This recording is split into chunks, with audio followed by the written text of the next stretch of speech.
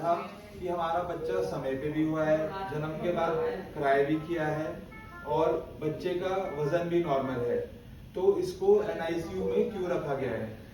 तो बच्चे को NICU transient tachypnoea of newborn TTN के लिए रखा है, जिसमें कि बच्चे की जन्म पर सांस तेज चलती है।